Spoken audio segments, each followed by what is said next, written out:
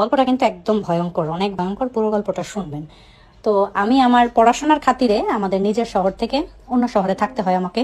ওইখানে আমি যেখানে ভার্সিটিতে পড়ি ওইখানে আমি একটা পার্ট টাইম জব করি, 2জন টিউশন পড়াই।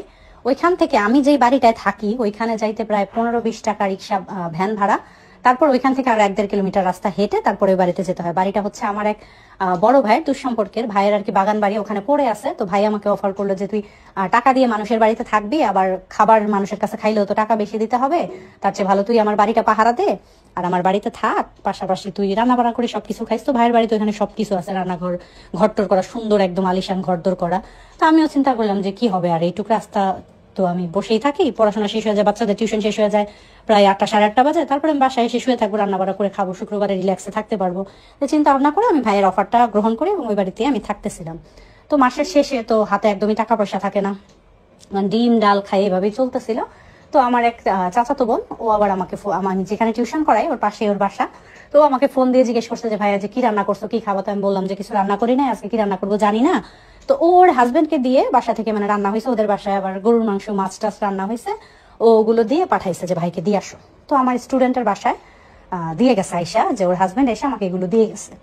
তো দিয়ে যাওয়ার পরে তো আজকে যেহেতু আমাকে বাসায় গিয়ে রান্না করতে হবে না, তো বের হয়ে আবার 2-3 জন বন্ধু বান্ধবের সাথে দেখা হয়েছে, ওদের সাথে ওখানে বসে আড্ডা দিতে দিতে প্রায় 10টা বেজে গেছে। তো গ্রাম যেহেতু একদম অজপাড়া গাঁও, ওইখানে তো আর পাওয়া যাবে না ভ্যান, বেশি রাত হয়ে গেলে। তারপরে আমি চলে গেলাম যে ঠিক আছে রাত হয়ে যেতেছে, আমি চলে যাই, তোরা থাক।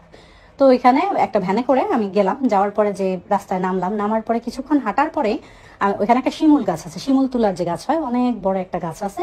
ওই গাছের সামনে দেখি একটা মেয়ে দাঁড়ায় আছে, 3 পিস পরনে, সে একটু ঘুমটা দিয়ে দাঁড়ায় আছে, তার চেহারা আমি দেখি নাই। তো আমি জিজ্ঞেস করলাম যে কে এখানে, আমার হাতে টর্চ ছিল, সেটা মারলাম, তো মেরে তো বাইরে দিয়ে দেখলাম মেয়েটা দাঁড়ায় আছে। তো সে বললো যে আমি অমুকের মেয়ে, মানে আমি যে বাড়িটায় থাকি ওটার 2টা বাড়ির সামনে এক চাচা আছে, ওনার মেয়ে বললো। আমি বললাম না তোরা তো এখানে কি করো। তো সে বললো যে আমি এখানে দাঁড়ায় রয়েছি, কেউ আসলে তার সাথে যাবো, ভয় লাগতেছে। তাই আমি বললাম যে আচ্ছা ঠিক আছে চলো আমার সাথে। তো সে আমার পেছন পেছন হাঁটতেছে, তো আমি বললাম তুমি পেছনে হাঁটো কেন, তুমি সামনে হাঁটো, আমি টর্চ মারি। আর কয় না ভাইয়া থাক, আপনি হাঁটেন, আমি আপনার পেছন পেছন যাই। তো যাচ্ছে সে আমার পেছন পেছন হাঁটতে হাঁটতে, সারা রাস্তায় তাকে আমি এটা ওইটা আবল তাবল কত কথা জিজ্ঞেস করলাম, সে কিছুই বলে না।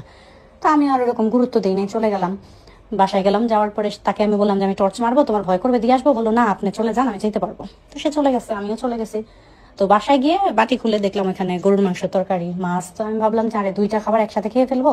তা আমি মাছের তরকারিটা ঢেকে রেখে দিলাম, আর যে স্টোভ থাকে আমার আমি রান্না করি ওইটা স্টোভের মধ্যে গরম টরম করে সুন্দর করে ঢেকে ঢেকে রেখে দিচ্ছি, আর গরুর মাংসটা দিয়ে আমি ভাত খাইছি। তো খাওয়া দাওয়া তো আমি ঘুমাই গেছি।